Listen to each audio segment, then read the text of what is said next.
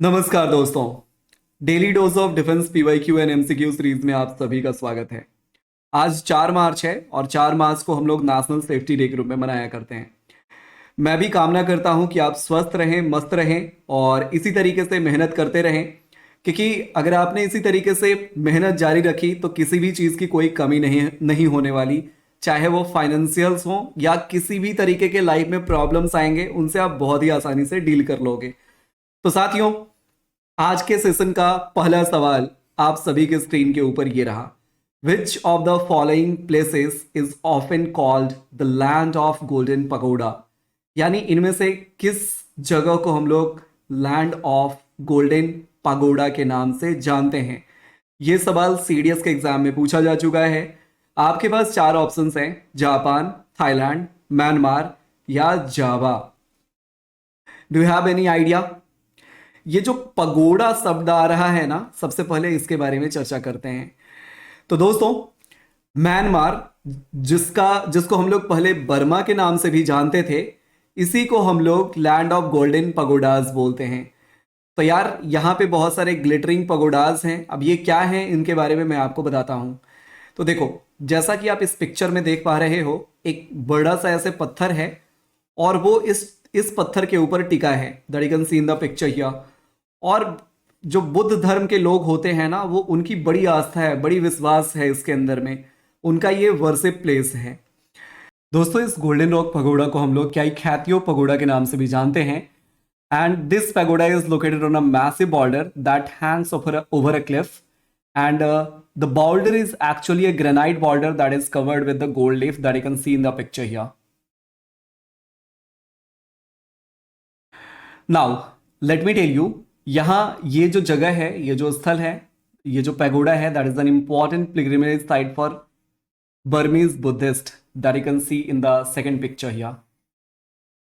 दोस्तों, आज के सेशन का दूसरा सवाल आपके स्क्रीन के ऊपर ये रहा। Which one of the following page is correctly matched? दोस्तों, यूएन के ऑर्गेनाइजेशन हैं यूनेस्को, आईएमएफ, आईएलओ और यूनिडो। तो यूनेस्को, जिसका हेडक्वार्टर पेरिस में है, जो कि पेरिस सीन नदी के ऊपर है, सीन नदी के तट पे बसा है और पेरिस फ्रांस के अंदर में है। तो जिनेवा हो नहीं सकता यार। इंटरनेशनल मॉनेटरी फंड, अब मैंने बताया था ना कि पैसा वाला जितना भी है उन सबका हेडक्वार्टर वाशिंगटन डीसी में है, यानी पेरिस में हो नहीं सकता। आईएलओ, इंटरनेशनल लेबर ऑर्गेनाइजेशन, जिसका हेडक्वार्टर दोस्तों जिनेवा में है and Geneva is in Switzerland. तो ये भी आपका गलत हो गया और 3 गलत होने के बाद चौथा ऑटोमेटिकली सही हो जाता है, यानी यूनिडो का हेडक्वार्टर वीनिया में है एंड वीनिया इज इन ऑस्ट्रिया। तो दोस्तों, ये क्वेश्चन एनडीए 2006 में आया था और ऐसे सवाल हमेशा एनडीए के एग्जाम में पूछे जाते रहे हैं। ठीक है जी। तो यूनेस्को का हेडक्वार्टर पेरिस में है, Paris is in France, Seine नदी के तट पे है, लंदन थेम्स नदी के तट पे है। और ऐसे सवाल भी एनडीए के एग्जाम में पूछे गए हैं, जो कि आगे मैं आपको पेपर में दिखाऊंगा। ये एकदम सीधा एक्चुअल एग्जाम पेपर से लिया गया क्वेश्चन है। आईएमएफ, जिसका हेडक्वार्टर वाशिंगटन डीसी में है, आईएलओ, जिसका हेडक्वार्टर जेनेवा में है स्विट्जरलैंड में, और यूनेडो का हेडक्वार्टर स्ट्रिया वीनिया में है। Now let me tell you, which of the following statement about Param Vir Chakra? इनमें से कौन सा स्टेटमेंट सही है, आपको बताना है। दोस्तों, ध्यान से देखिएगा। It is the highest peace time gallantry award. क्या ये पीस टाइम में दिया जाने वाला हाईएस्ट गैलेंट्री अवार्ड है? नहीं, परमवीर चक्र जो है ना, वो वॉर टाइम में दिया जाता है। तो पहला वाला आपका गलत हो गया। It is replacement of British Victoria Cross. आप जल्दी से बताओ, क्या ये रिप्लेसमेंट है ब्रिटिश विक्टोरिया क्रॉस का? It can be awarded to civilians. ये भी बिल्कुल गलत हो गया, क्योंकि ये सिविलियंस को नहीं दिया जा सकता। ठीक है जी। तो 1 1 हो नहीं सकता, 2 एंड 3 हो नहीं सकता। ठीक है जी, 1 2 एंड 3 हो नहीं सकता। और जब 3 गलत हो गया तो एक ही सही होगा ना दोस्त, यानी it is the replacement of British Victoria cross. ठीक है। सो अशोक चक्र award, this is a peace time award. और परमवीर चक्र जो है, ये इंडिया का हाईएस्ट मिलिट्री डेकोरेशन है, जो कि वॉर के टाइम पे दिया जाता है। It is the highest degree of valour of self sacrifice in the presence of the enemy and cannot be awarded to civilians. So it replaced the former British colonial Victoria Cross. Now let us move to the next question, that is question number 4 for today.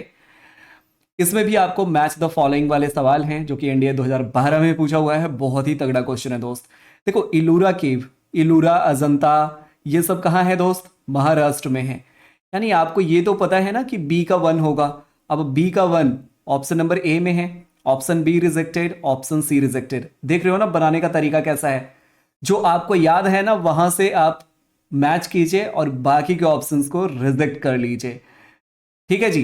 अब आपको यह भी पता है कि Mahabodhi temple Bihar में है, बोध गया में, है ना, और यहीं से मैं भी हूं। तो डी का हो जाएगा चौथा। अब दोस्तों डी का चौथा यानी फर्स्ट ऑप्शन भी रिजेक्ट हो गया, सेकंड ऑलरेडी रिजेक्टेड था, थर्ड भी रिजेक्टेड था। अब देखो सिर्फ दो आपको याद है तब भी आप इसका राइट आंसर निकाल सकते हो। ठीक है जी। यानी ए का हो जाएगा थर्ड, यानी बृहदेश्वरा टेम्पल है तमिलनाडु में। ठीक है। उसके बाद बी का हो जाएगा पहला, यानी Ellora temple, Ellora caves, Ajanta caves Maharashtra में है। हाम्पी, ये किस करेंसी नोट के ऊपर हाम्पी की फोटोज है, वीडियो को पॉज कीजिए और जल्दी से बता दीजिए। अगर आपको हाम्पी घूमना है तो कितने का टिकट लेना पड़ेगा, जल्दी से बता दो। यानी किस करेंसी नोट पे हाम्पी की तस्वीरें लगी हैं। Now let us move ahead friends. So Brihdeswara temple that is located in Tanjore in Tamil Nadu. Elora is situated in the district of Aurangabad, Maharashtra. Hampi is the historical city in Karnataka. Mahabodhi temple is located in the बोध गया और गया district of Bihar.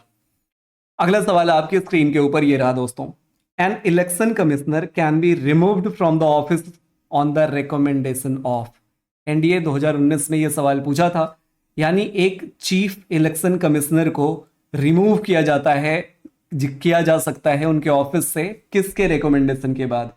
Chief justice, chief election commissioner, president of India, the parliament.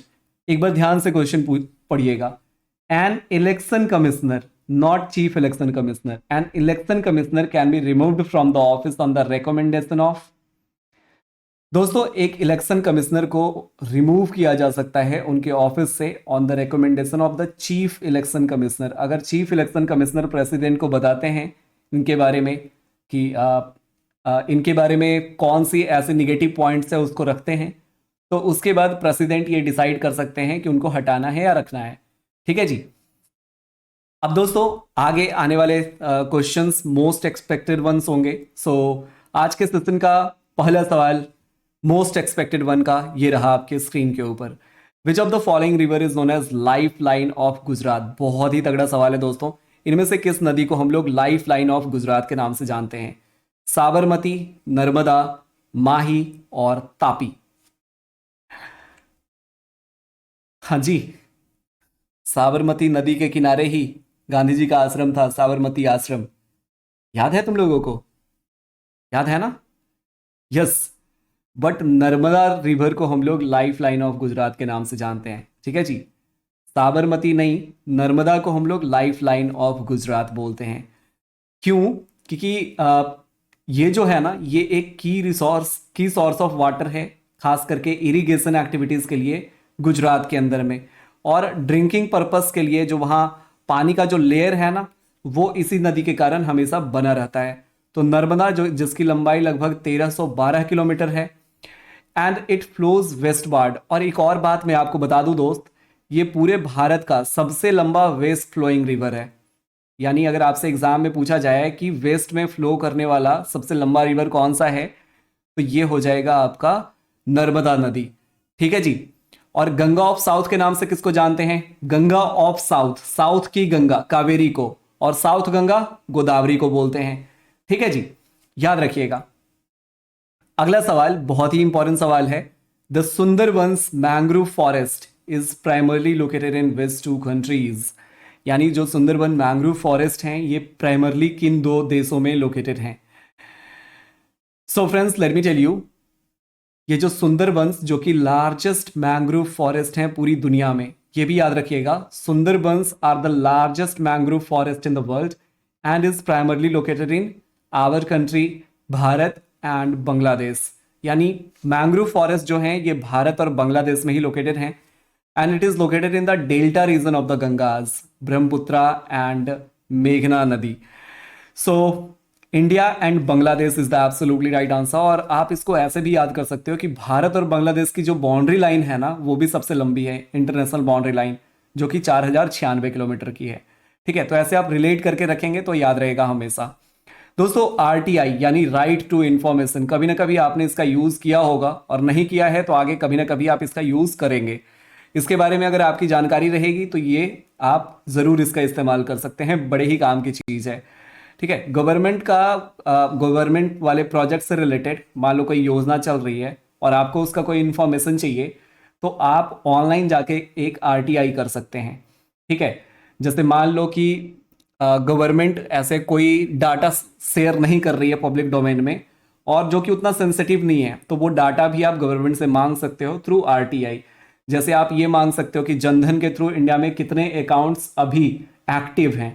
ठीक है, तो ये जो basic data है ना वो आपको गवर्नमेंट प्रोवाइड कर सकती है आरटीआई के थ्रू। तो ये जो राइट टू इंफॉर्मेशन एक्ट है ये कब भारत के अंदर में आया था? 2001, 2005, 2010 या 2014? दोस्तों आरटीआई यानी राइट टू इंफॉर्मेशन 2005 में आया था। ठीक है, and this act was enacted in 2005 in India, empowering citizens to request information from public authorities, hereby promoting transparency and accountability in the working of the government। यानी government जैसे काम करती है ना उस प्रोसेस को ट्रांसपेरेंट बनाने के लिए राइट टू इंफॉर्मेशन एक्ट लाया गया था। अगले सवाल में चलते हैं दोस्तों। The ancient city of Takshashila, Takshashila university का आप लोगों ने नाम सुना है ना? कहाँ पे लोकेटेड है, क्या आपको जानकारी है? Nalanda university that is located in Bihar, Nalanda district, and Taxila that is an important Hindu and Buddhist site is located in which modern day country? पहले ये भारत में ही हुआ करता था लेकिन भारत और पाकिस्तान के बंटवारे के बाद ये पाकिस्तान के अंदर में चला गया। दोस्तों currently Takshashila that is in Pakistan.